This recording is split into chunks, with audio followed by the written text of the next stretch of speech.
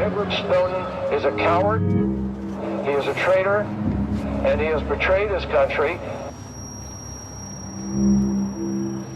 The man who leaked details of a secret telephone and internet surveillance program in the USA has disappeared in Hong Kong. If he wants to come home tomorrow to face the music, he can do so. 989. Taxi hotel. Call. They should use every legal avenue we have to bring him back to the United States.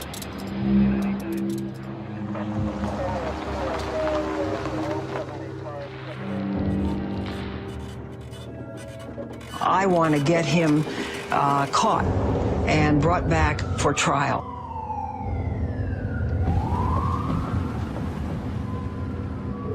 I don't know how anybody can view this person as anything other than a criminal. We've been telling him, get out, get out, get out, get out.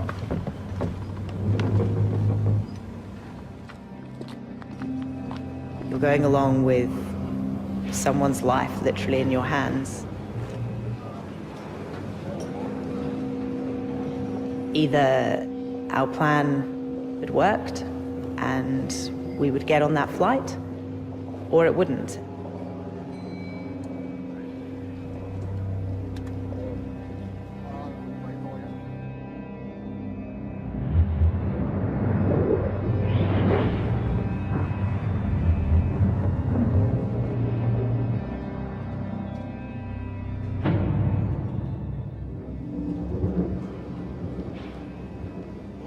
Just 3 weeks earlier, Edward Snowden, a 29-year-old analyst for the National Security Agency in the USA, was waiting for journalists he thought he could trust.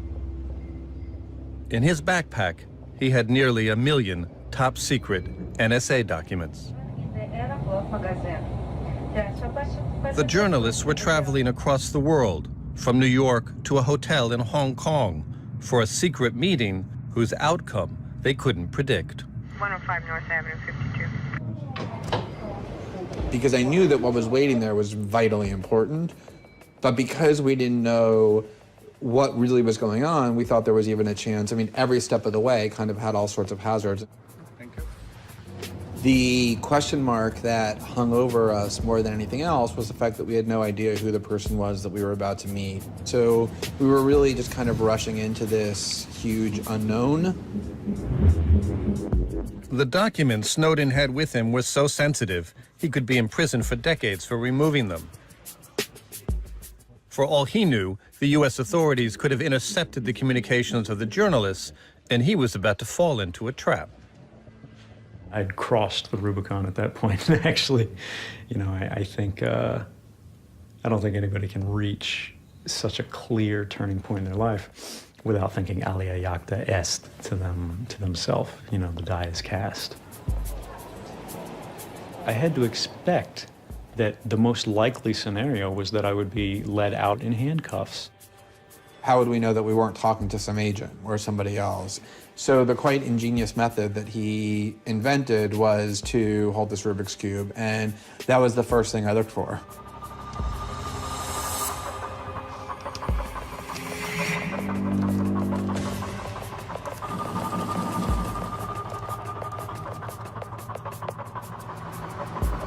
After getting top-secret documents from Snowden, the two Guardian journalists published their first stories. They did not name their source. Edward Snowden's identity remained a secret. At the time, I thought he was paranoid.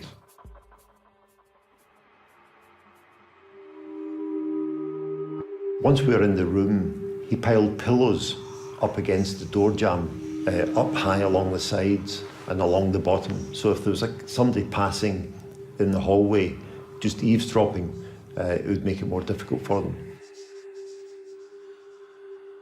The stories began to appear, and then there's a period of time before he then self-identifies. In that gap there, it's my understanding that NSA had a very good idea who that was, what he had done, and then it's a simple step from there to begin to use all the tools available to the U.S. government as to where he might be.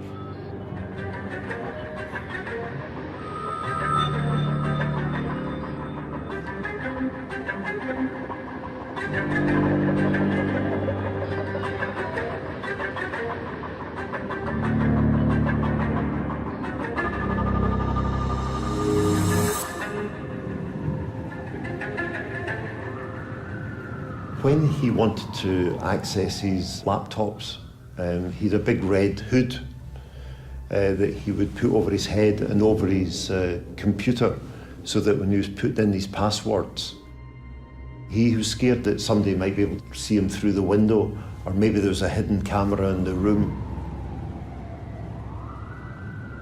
This is the greatest loss of secrets in our nation's history. And so that certainly was energizing the other parts of the U.S. government to do everything they could to get him, and especially the materials, back before there was any more harm. How far was the U.S. willing to go, based on your professional experience in the intelligence community? For me, it was a question of, could the government feel every copy of this material could be stopped at a single point?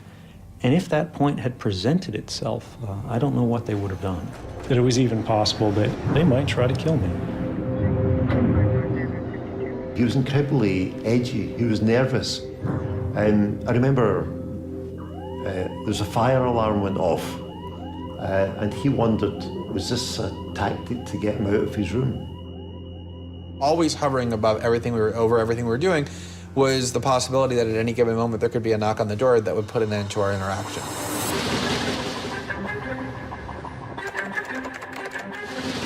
At the time, it was extremely tense.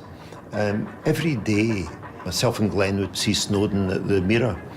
We didn't expect him to be there. We assumed that this guy, they must be hunting for him. What would you do if you were the director of the Central Intelligence Agency, the director of the National Security Agency, and you knew there was an individual out there who was about to expose evidence that you had committed serious crimes, and you had the resources available to stop this person, even if it meant using lethal force? What would you do? So I know for a fact that the U.S. government was very angry at Mr. Snowden. His safety and also his life was put at risk. But you know that? I do know it. The idea that he could somehow evade the US for very much longer seemed inconceivable to us. And every time we interviewed him, we thought, well, that's the last time we'll see him. We've got to make the most of this, because we won't get the chance to speak to him tomorrow. He won't be there.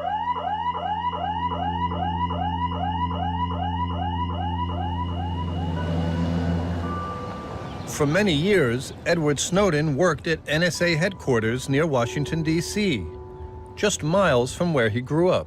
I saw him in the shadow of the National Security Agency. Literally, it was in the area of Fort Meade. He was there. I picked him up and we went out to dinner. The Snowden family has a long history of military service, dating back to colonial times. Edward Snowden had an impressive career in America's intelligence community. By the age of 27, he'd gained access to its deepest secrets. He just seemed almost depressed, and I was very concerned about him. It was not the Ed that I knew. What Snowden couldn't tell his father during that dinner was that he'd discovered NSA documents that disturbed him. One of the key things that actually motivated me was the growing realization that we, in the United States government, were increasingly making decisions that departed from the rule of law. I assumed that maybe there was something going on between him and his long-term partner, Lindsay Mills, which really concerned me because I knew that he loved her very much.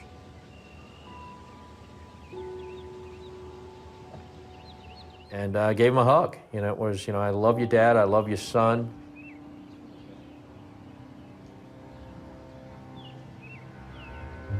What Snowden disclosed wasn't information. He disclosed how we collected information. In other words, he didn't reveal a bucket of water. He revealed the plumbing. He revealed how we gather, process, and distribute water.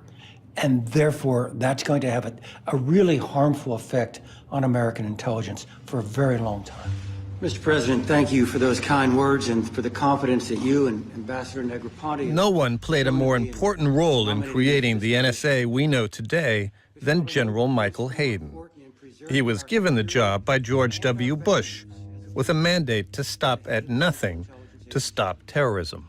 When I returned from Korea in 1999 to take the position at NSA. Michael Hayden, former director of the NSA and CIA, ran a program called Stellar Wind, where the communications of anyone in America could be collected en masse under the pretext of preventing terrorism.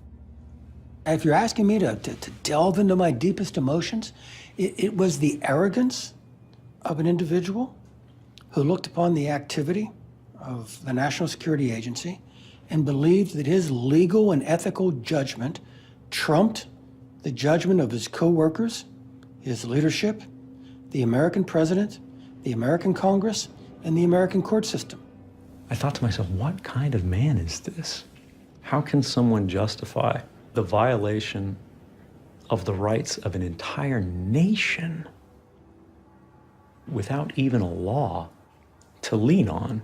How do we come back from a situation in which the most senior officials in a democracy are acting against the interests of the public in secret? Snowden would have to have believed his judgment trumped all of those in order to create the kind of moral righteousness that he claims. That's pretty arrogant.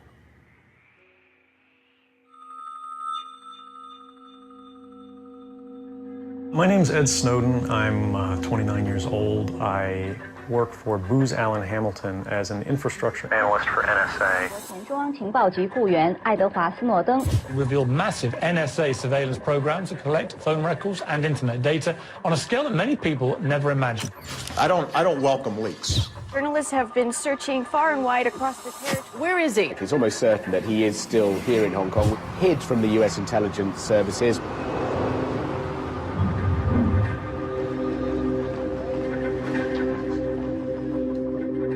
This is the most serious hemorrhaging of legitimate American secrets in the history of my country. We've never seen anything like this before. For us in Hong Kong, it was about 3 or 4 in the morning. So we had a couple hours sleep, and then we woke up, and there was pandemonium. Where in the world is Edward Snowden? So my boss called me. She said, something urgent happened, Lavinia. Come to the office immediately. As soon as Edward Snowden revealed himself as the whistleblower, he set off a catch-me-if-you-can hunt by the US government and a where is he now guessing game for the media. The whole world now had a name and face to attach to the revelations, but so did the FBI. And I'm sure they're going to be very busy for the next week. I've been... In the interview Snowden posted on the Guardian website, there was a clue as to where he might be staying. A view out of a hotel window. From this video, we can tell there were 2 pylons of Qingyi Bridge. So from this view, this one is, the one on the left is bigger than the one on the right. So I went to Google Map and used Google Earth, trying to figure out from which perspective can Qingyi Bridge look like that. The consequences of if the media had known where Mr. Snowden was from that time onward, it would have been a direct link for the NSA, the U.S. government, any of the U.S. government agencies to identify where my client was at the time. He was alarmed, he was upset that any time the CIA could come crashing through that door.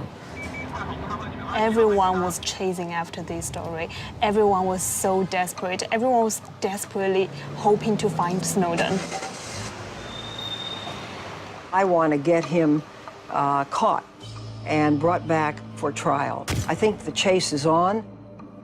To leak that amount of material, that sensitive, and then stand up in front of the whole world and say, this is who I am and here's what I did, is a virtual guarantee that you're going to end up in a cage for the next several decades, if not longer.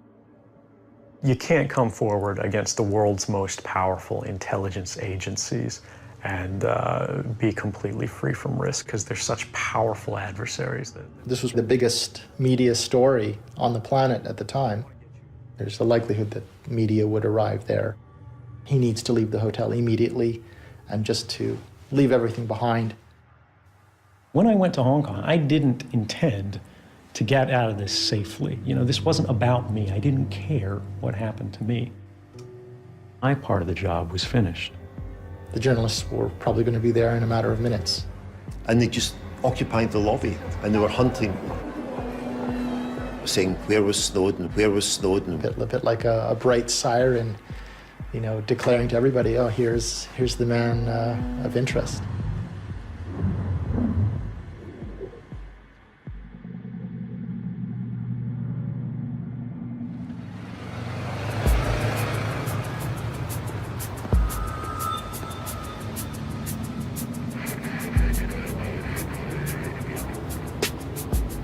Ten 10,000 kilometers away, in London, there was one thing the US government might be happy about.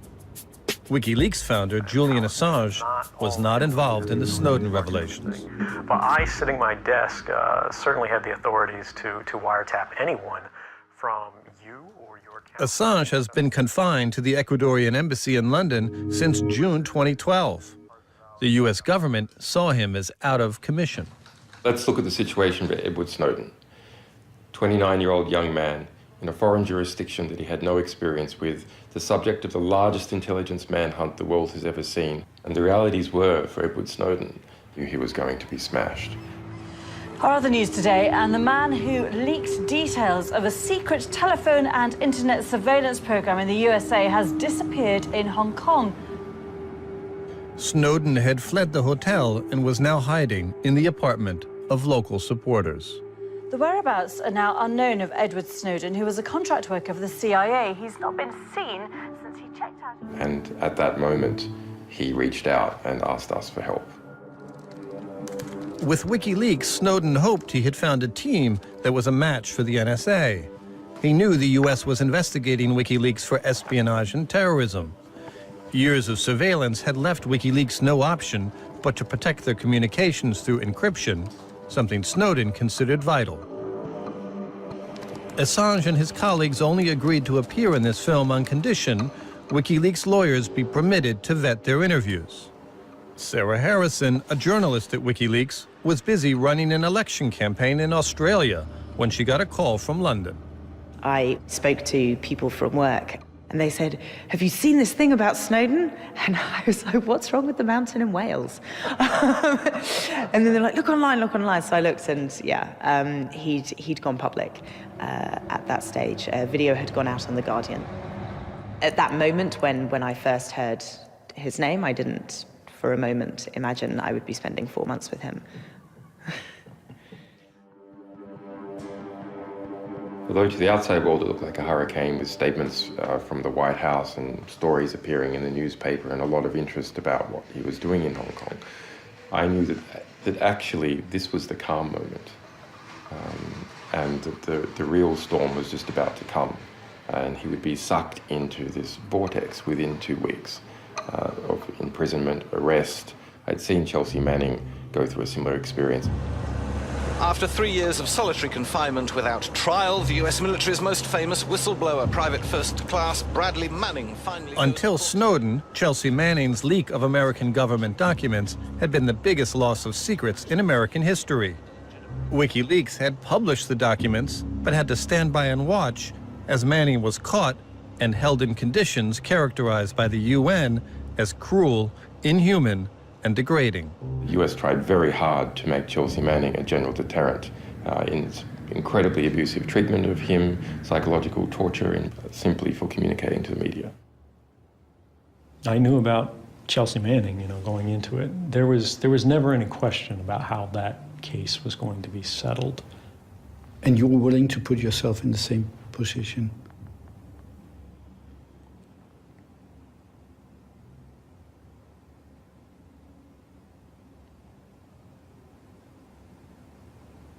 That's tough to vocalize. 11825, code 6, 105 North Avenue, 52. 3 days after Snowden went underground, Sarah Harrison landed in Hong Kong. She took charge of what was to become Operation Asylum. Mentioned that there was a person by the name of Edward Snowden who had checked in and out, but it's still not clear whether. What was particularly extraordinary, I think, was while all of these news organizations around the world, all of these publishers were trying to get a piece of the story, there was only one publisher that actually said, we want to help the source. We want to make sure he's okay. We want to make sure that no matter what happens, you know, he has somebody on his side, and that was WikiLeaks. If there was one thing I could change, it would have been whether we could have done more for Snowden. I did have a discussion with the editor, Alan Rusbridger, and the US editor, Janine Gibson, about what we could do for Snowden, whether we should be paying his hotel bills and whether we should be getting him legal advice. I wish we'd thought it through, and maybe if we had more time, we could have come up with something. You know, it was the US government versus WikiLeaks, and not just in the grand jury court, but right there on the ground in Hong Kong. Protect Snowden! Snowden blew the whistle on American efforts to spy on innocent citizens. Today, we all blow the whistle. Protect Snowden! Protect Snowden! This about privacy of internet! The US government has filed criminal charges against Edward Snowden. I think it was probably on my birthday when the present I got from the government was that they unsealed an indictment against me. Edward Snowden has been charged with espionage, theft and conversion of government property. And what was extraordinary about the indictment was the fact that they included espionage charges. Now, they knew that I wasn't working for any foreign government. That was clear from the beginning. They knew that I was working with journalists, and that the recipient of the information was the public at large. Washington now wants help from Hong Kong officials because Snowden's been hiding in the Chinese territory since unleashing the revelations about the National Security Agency.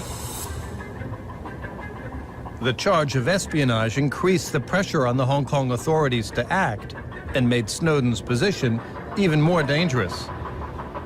It meant that if Snowden was caught, he could face the death penalty back home in the US. Snowden took the risk of leaving his hideout and met his lawyer, who warned him. Sooner or later, Hong Kong would hand him over to the US, where he could expect the same treatment as Private Manning. In terms of Private Manning's situation, clearly he had been subjected to cruel and inhuman, degrading treatment or punishment. As such, this raised grave concerns about what would happen to Mr. Snowden if he was returned to the United States.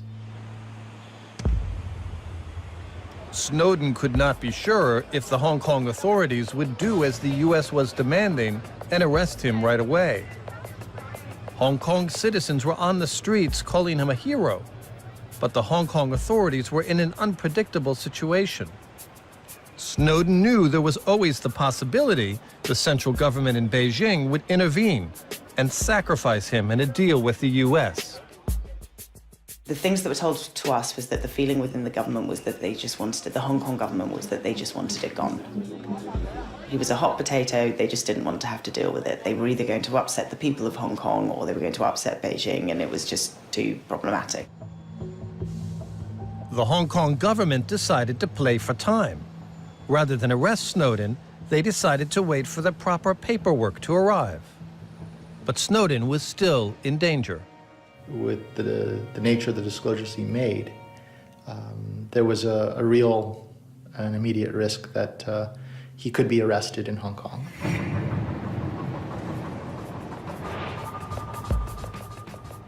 One of the reasons Snowden was so vulnerable was that a White House task force was working the phones and putting pressure on decision makers in Hong Kong.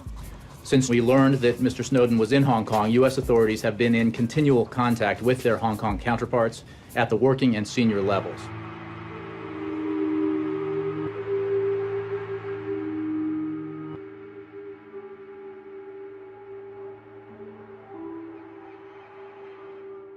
The U.S. was certain if the Hong Kong government decided to arrest Snowden, they would not have problems locating him. Look, the Chinese have a wonderful intelligence service. I would lose all respect for my Chinese colleagues if they did not have very good knowledge as to what was going on. Although our analysis was that Ed would face serious consequences and should immediately leave Hong Kong, he was reluctant to do that until it seemed like there was no other choice, because he wanted to explore different options and so on, and this was driving us mad. WikiLeaks had been working out various options of where he would be safe, where he could go, different people's opinions around the world. But I mean, it was his decision, it's his life.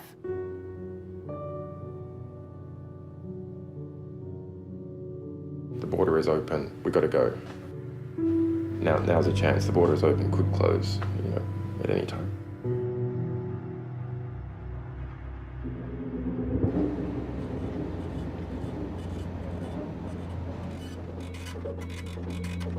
Then something happened that narrowed the options for Snowden. The request for his extradition arrived from the United States on a Friday night. Would the Hong Kong Justice Ministry wait until Monday to issue a warrant?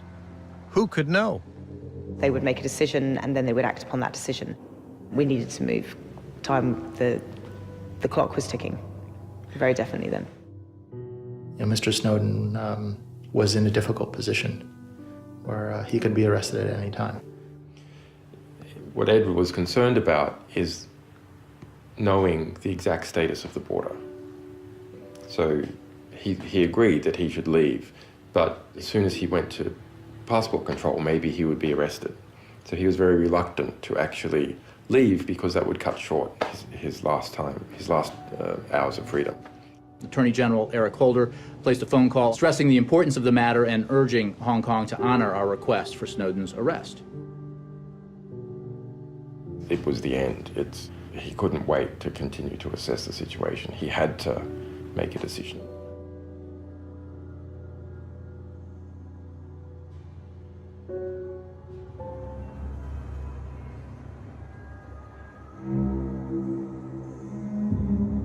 That was the moment where it all came together or it didn't.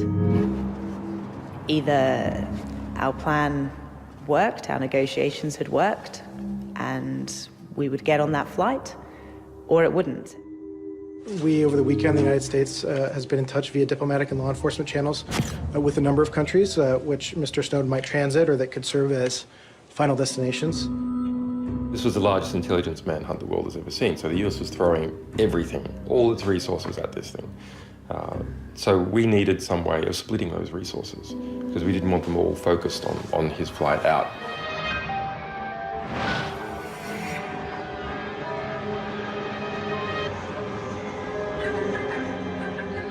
Well, he bought a ticket to India as cover. It was booked using his credit card for 2 days after the actual asylum flight. In all, WikiLeaks bought more than a dozen tickets in Snowden's name on flights leaving Hong Kong. They hoped the U.S. wouldn't figure out which flight he and Harrison were aiming for. I was worried about missing the flight. We were running late, basically, due to the fact that I had been printing all of our airline tickets, and there was an issue with the printer and just sort of these stupid things. We're advising these governments that Mr. Snowden is wanted on serious felony charges, and as such, he should not be allowed to proceed in any further international travel, other than is necessary. I spoke to Edward, Dave, when I told him that the highest risk is in the airport. He was getting very nervous, and his lawyer kept calling. I think he worried too that the whole thing would collapse. I don't think the US would assassinate him in the airport. I don't think that would happen. But that they might kind of make a fuss and lean on airport authorities to hold him and detain him. And then the State Department could bring all its assets to bear. There have been repeated engagements by the U.S. Department of State and U.S. Consulate General in Hong Kong. There have been repeated engagements by the FBI with their law enforcement counterpart.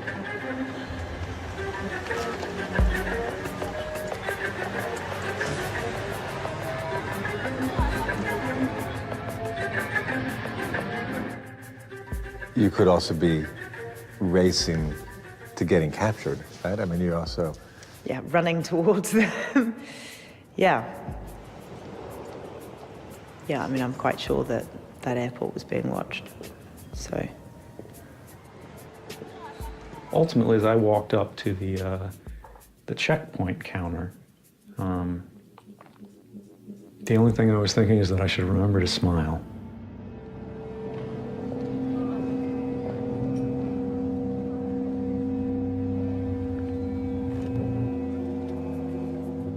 The guy took our passports, which is obviously the normal thing to do. So mine was sort of fine, and then Snowden's one sort of took a while, and again, reaching for the phone, and a little bit confused, and the computer made a funny sound, and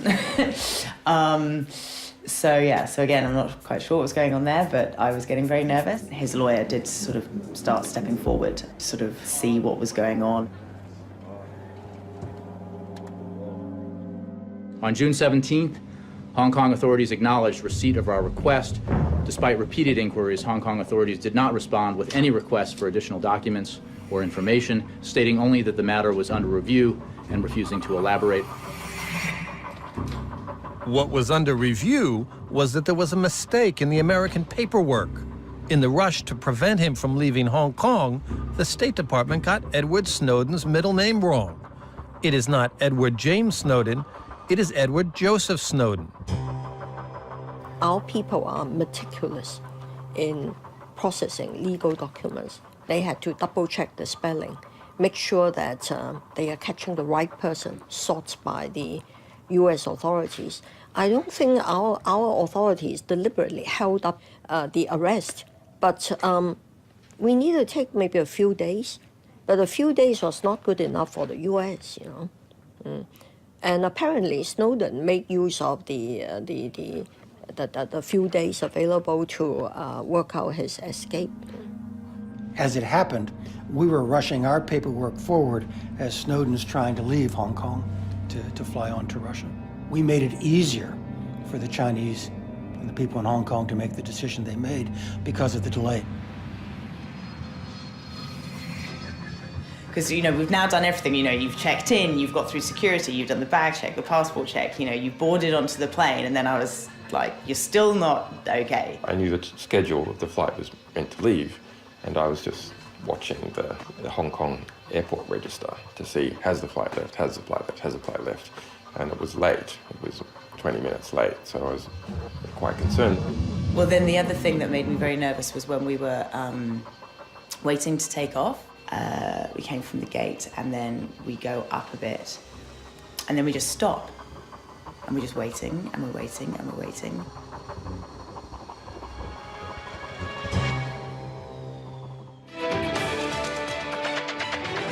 And straight to our breaking news for you this hour. Chinese sources have alleged that NSA whistleblower Edward Snowden is en route to Moscow from Hong Kong. If so, the whistleblower would have departed hours after Washington threatened the Chinese city-state with repercussions if it didn't arrest him. Hong Kong authorities requested additional information concerning the U.S. charges and evidence.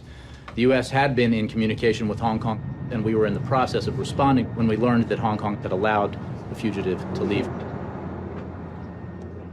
What is clear is that at the time he left, the State Department did not cancel his passport. Maybe he should have canceled, they should have canceled his passports. They canceled his passport after his departure. So when he left Hong Kong, he was holding a valid U.S. passport. It is very clear to me that the Hong Kong authorities knew the United States wanted to extradite Snowden from Hong Kong to the United States when Snowden is trying to leave the country. And on some made-up pretext, misspelling of his middle name or something in the documents that we gave to the Hong Kong police, they allowed him to leave and to fly on to Russia. Is the administration embarrassed now that you can't track him down, that he's this cat and mouse game that's going on for all the world to see? I think I've been very clear about the actions we've taken.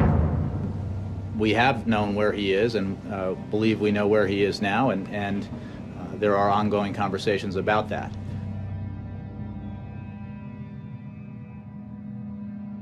We both sort of just sat there, like we really didn't say much until that moment where we were out of the airspace, and there was a visible, and then that's when we first sort of had any real conversation. And what did he ask? What did he ask you, or what? Pretty much his first question was, "Why did you do this? Why did you risk everything just to help me?" I was sort of saying, yeah, but you were wanting help or something. And he said, yeah, I was wanting help and advice. I didn't think that WikiLeaks would send like a ninja in to get me out, which was funny enough. But then about 2 minutes later, like a fly buzzes past. And I've never done it before in my life, and I'll probably never do it again. But I just went, oh, that's annoying, and literally plucked it out of the air. He was like, you really are a ninja. Sarah's probably the most incredibly brave woman I know. She's somebody who is there through the hardest times, in a period of incredible risk. And she put her life on the line for somebody who is a complete stranger to her. There's a lot of information floating around here. Organize it all for us. Tell us what's exactly going on. We're led to believe that Edward Snowden has safely left Hong Kong and is currently in the sky somewhere over the Russian city of Omsk in an A330. He's due to arrive here, we are led to believe, at Sheremetyevo Airport later on Sunday. That's all rumour and hearsay at the moment, but it's thought that his final destination will not be Moscow. At that moment, there was a race for the interpretation of what had happened. So had he left as a fugitive, busted through the Hong Kong airport, or whatever, so you had a fugitive on an aeroplane, that was one possible spin that we would see from the media machine. And it was very important to counter that spin, because his whole flight path would have been closed down, because countries and airlines would go, oh, we can't accept this fugitive on our flight. So we put out, as soon as he was in safe airspace, that no, he had left Hong Kong, that he had left Hong Kong legally, that he was accompanied by legal advisors, so this flight path wouldn't be closed down.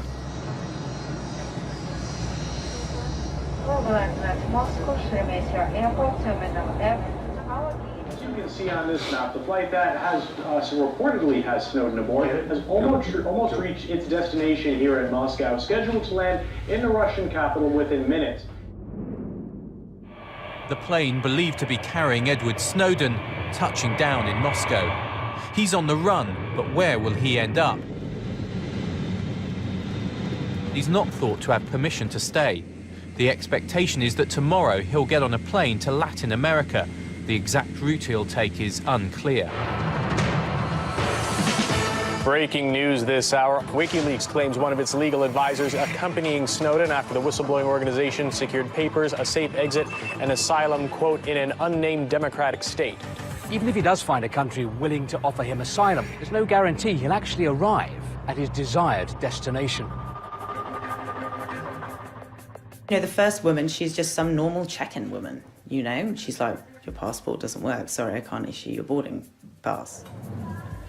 We managed to get him out of Hong Kong, but when he landed in the Moscow airport, the American government had cancelled his passport. And now now the Americans make a lot of pressure on other countries to stop him. You know, it was actually really surprising to me to discover that the U.S. canceled my passport. They tried to freeze me in place when I was in jurisdictions which wouldn't be considered particularly friendly to the United States government. That always puzzled me.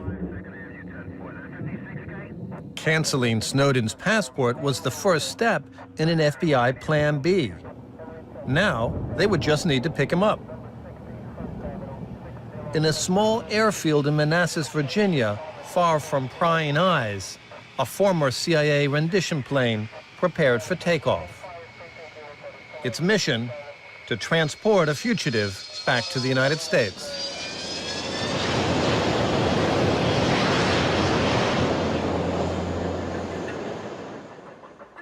But at Moscow airport, Snowden's escape to Cuba still seemed possible.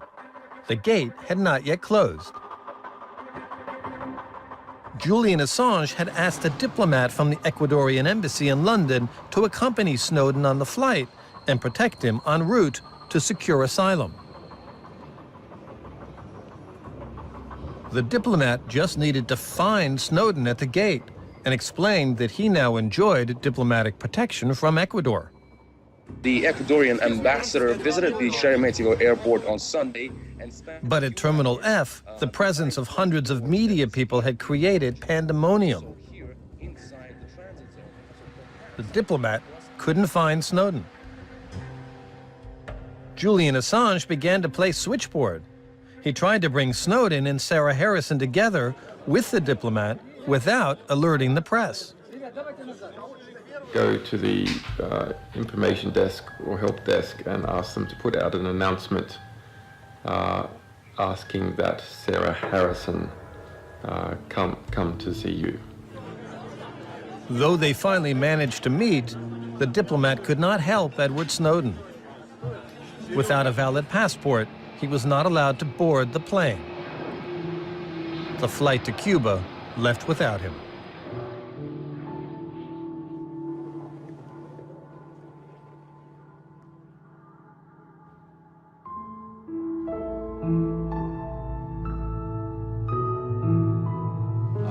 Is that a positive sign as far as the U.S. government's concerned that Mr. Snowden did not get on, has not gotten on any airplane?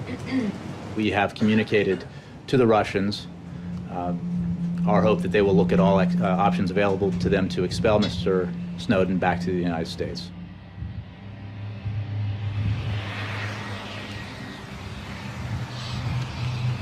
Just a few hours after Edward Snowden landed in Moscow, the U.S. prisoner transportation plane landed in Copenhagen, waiting on standby. Was its mission to transport Edward Snowden back to America?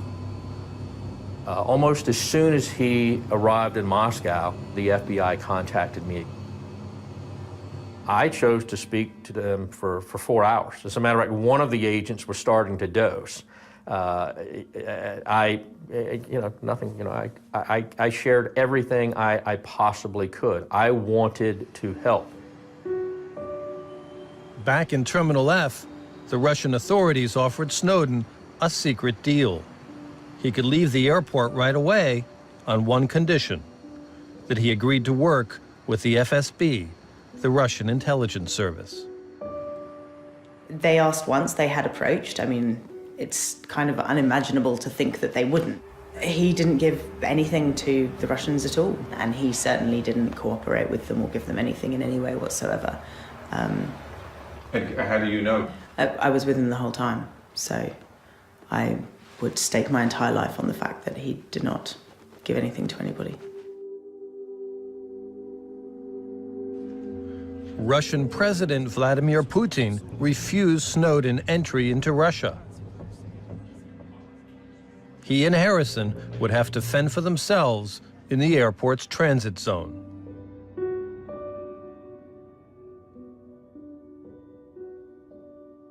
And then we were in this room for a month, which didn't have a window or a shower.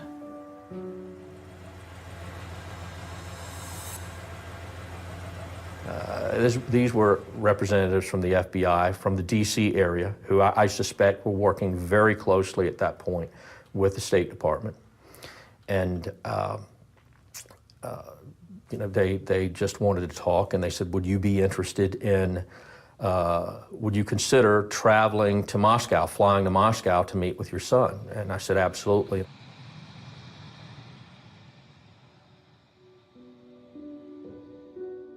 They had mentioned at one point when we were talking about the details, and I'm not going to get into too far into specifics, they had mentioned to me that, well, you understand that once we get there, we're going to need to check your son out to make sure he's okay medically. And I laughed. I said, you've got to be kidding.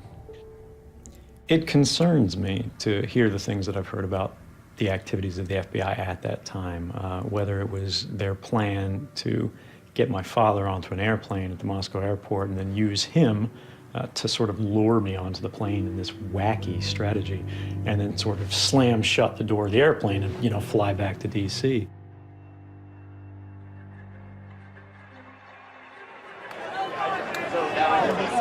New revelations based on Snowden's documents were appearing every day. Throughout Western Europe, there was popular support for Edward Snowden, and the drama of his flight was on the nightly news. I guess if you know the answer to this one, you will be the subject of... For many in Europe, Snowden deserved protection, not a prison cell. Hopeful that he could harness public opinion and get out of Russia, Snowden filed asylum applications to Western European democracies, 21 of them. The State Department was making the phones ring in every government office and every European government agency where they had a phone number. You know, anywhere they had a business card that was sitting in a Rolodex, that person got a call. And they said, this man will not receive asylum in Europe. But you would not deny that there have been conversations and discussions about Mr. Snowden, his whereabouts, and the consequences of hosting him. I don't think we've at all denied that we've been in contact through a range of diplomatic channels. All right. So I think Poland was the first to deny, followed by France. Italy said they weren't likely to respond or simply didn't respond. The vast majority of European governments did something which I think was particularly illustrative, which is they took no position at all. All right, but you would just object to the characterization that it's bullying or arm twisting. That is correct, yes? I think that's clear.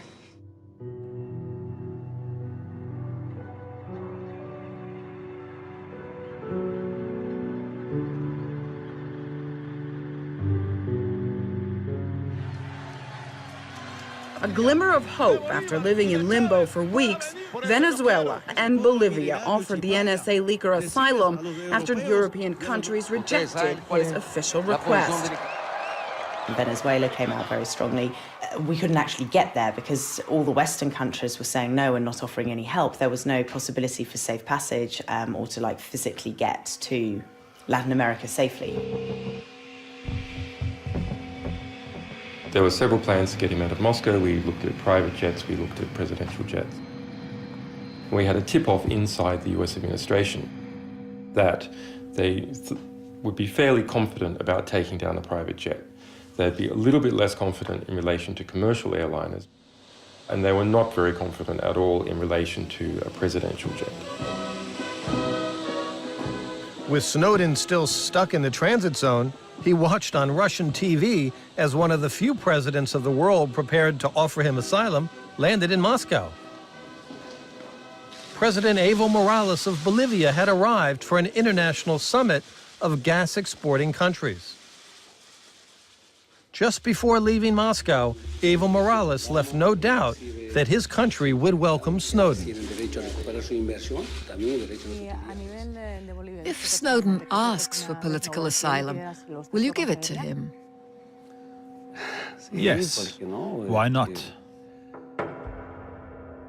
Given what President Morales had said, there was a strong suspicion within my government that there was at least a possibility that Morales would be happy to take Snowden with him. When President Morales left for the airport, the FBI thought Snowden might be with him. They believed Snowden was escaping on the presidential jet.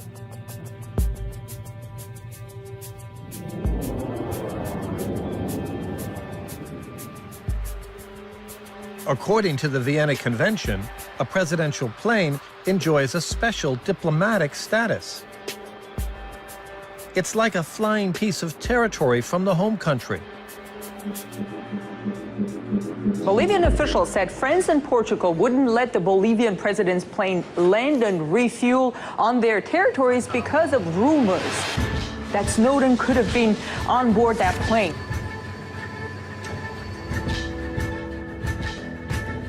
Government to government, express your concern, express your belief, why you think this man may be on that plane. Express that to a friend, how serious you view the situation, and then you ask the friend to take a course of action, and apparently they did. Partner 1968, Tower 1187. Well, they said you don't have permission to enter a French airspace, and we tell the control, and this is the diplomatic clearance number. And they said, well, yeah, that one was canceled. My government went to other European governments and because of their control over airspace, forced the president's plane to land.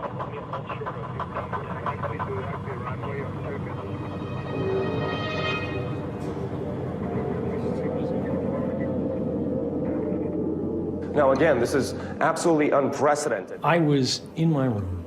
I was looking at my laptop and I was reading the news, and at first I didn't believe it. His jet was ultimately forced to land and underwent a search over rumors whistleblower Edward Snowden was aboard. I couldn't believe that the United States government would go so far as to ground the diplomatic jet carrying a head of state to search it for somebody like me. Latin America united with their condemnation. Social media erupted with claims the U.S. was behind the move and Europe a puppet. And that was something that was so physical and so obvious. It was like the tide going out on the power relations between Western Europe and the United States. You could see the underlying power structure, the rocks on this shore that represented the true nature of the relationship, because you could see that actually Western Europe wasn't going into bat for him at all. In fact, Western Europe was playing on the other side.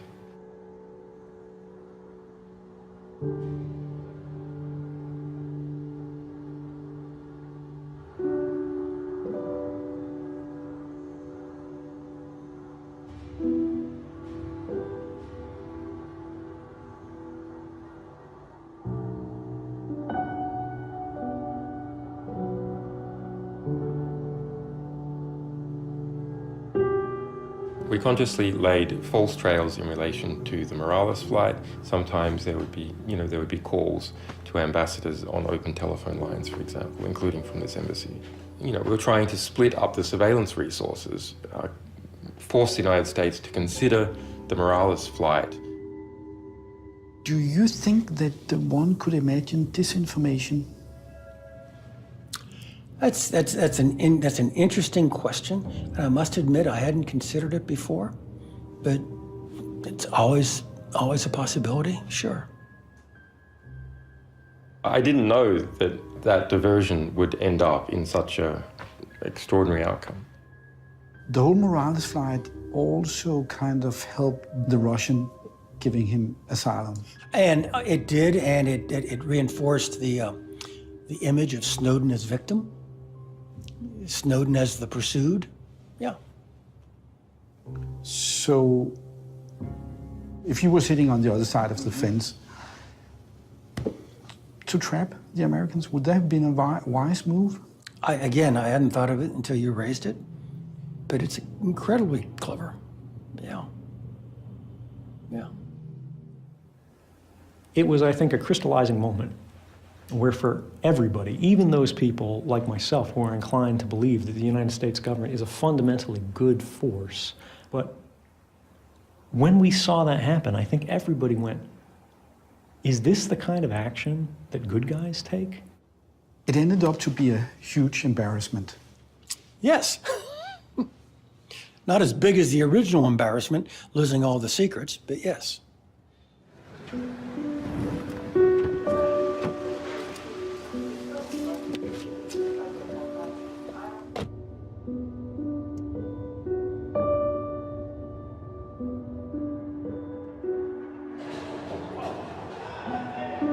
Federal Migration Service has confirmed publicly that they have issued Mr. Snowden temporary asylum for 1 year and allowed him to leave the airport. We are extremely... The light physically hurt my eyes. And I remember actually standing and staring out of the window there and being like,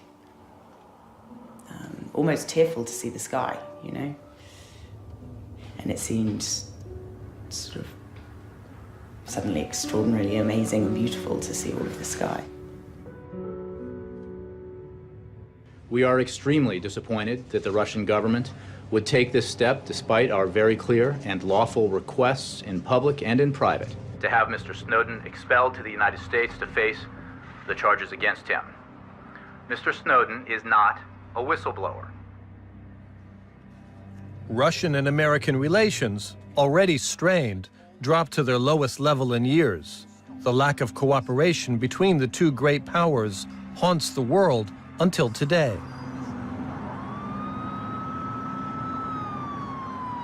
So many people like me would not contemplate amnesty or plea bargaining or anything else to bring Snowden back. There are 100,000 people in the American intelligence community who didn't violate their oath of office.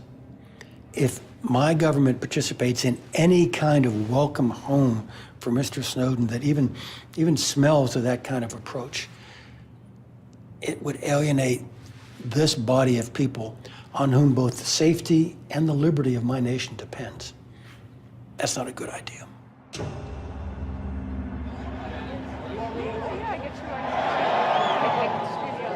Anybody who's ever embarrassed a great power is never going to be safe. I mean, as long as people feel a sense of retaliation, as long as people feel like they have to send messages and set examples not to mess with us, dissenters are going to be at risk. To be leaving the airport under those circumstances, to have seen everything that had transpired in those 2 months, and then just to be struck with what was a completely perfect, warm, and bright day, you know, a seasonable day, normal life outside. You know, you hear the birds, you know, simple things like that. Insects, traffic. It's like stepping into a larger world.